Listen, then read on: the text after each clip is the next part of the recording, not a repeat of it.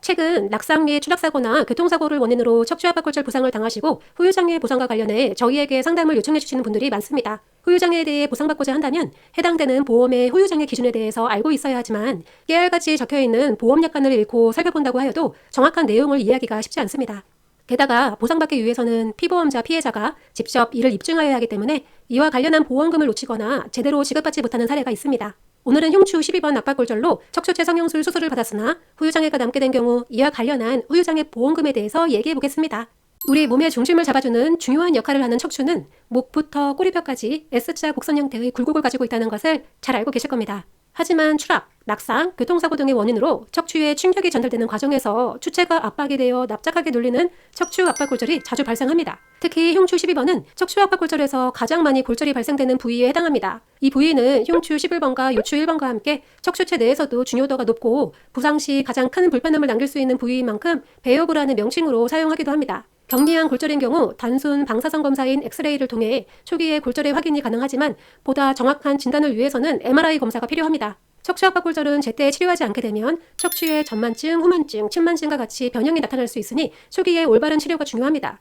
보통 물리치료나 재활치료 등 보존적 치료를 시행하지만 통증이 지속되는 경우나 심할 경우에 척추체 성형술을 고려해 볼 수 있습니다. 척추 성형술이란 피부를 크게 절개하지 않고 골절된 척추체 사이에 가느다란 관을 삽입하여 고영제, 골시멘트를 천천히 주입하는 수술로 주저앉은 척추를 높이거나 지지하여 안정화시키는 척추 압박골절에 효과적인 수술치료법에 해당하겠습니다. 척추체 성형술의 장점은 전신 마취가 아닌 부분 마취하의 간단한 수술이며 수술 시간은 대략 약 30분에서 1시간 정도로 짧고 회복 기간도 단기간 내에 일상생활로 복귀가 가능하다는 것입니다. 하지만 척추체 성형술이 만족스럽다고 하여도 이미 사고로 수상한 당사자의 척추는 사고 이전에 비하여 많은 변형이 따르는 것은 당연한 사실입니다. 척추가 외상에 의하여 골절된 경우 현대의학이 눈부시게 발전하였다고 하여 사고 전의 형태로는 되돌아갈 수 없는 복잡하고 매우 중요한 중추 신경계에 해당하는 기관이기 때문입니다.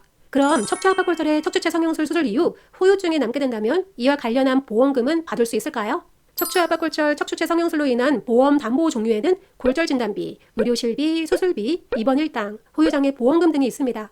여기서 가장 지급 금액이 높은 후유장애 보험금의 경우 해당 시술 후 일정 기간의 경과 동안 당사자의 상태 등을 파악하여 압박골절된 척추체의 기형 및 변형 정도를 평가 후 생명보험, 상해보험, 교통사고, 배상책임보험 등의 절차에 따라서 손해액을 산정받으시면 됩니다. 하지만 명확한 보험금을 받기 위해서는 피보험자는 자신의 피해를 보험사에 입증해야 하고 그에 대한 합당한 자료 등을 제시하여야 할 것입니다. 개인보험에서는 AMA 평가 방식을 바탕으로 전만, 후만, 측만에 대한 척추 변형에 대해서 엄격하게 평가하여 지급률을 산정합니다.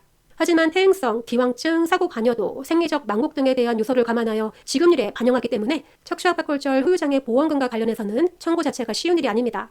물론 객관적이고 타당한 근거를 바탕으로 이루어진다면 이를 수용하는 것은 당연한 일입니다. 그러나 보험에 대한 전문적 지식이 없는 선량한 보험 소비자에게 객관성에 결여된 기준을 불합리하게 적용하고 이로 인한 분쟁이 발생한다면 이것을 방지하고 해결하는 것도 전문가의 중요한 역할 중 하나라 하겠습니다. 척추 압박골절로 치료 중이시거나 척추체 성형술 이후 후유증이 남게 되었다면 정당한 손해사정 절차의 진행으로 여러분의 권리를 찾아가시기 바랍니다. 오늘도 시청해주신 여러분 감사합니다. 다음에 또 만나요.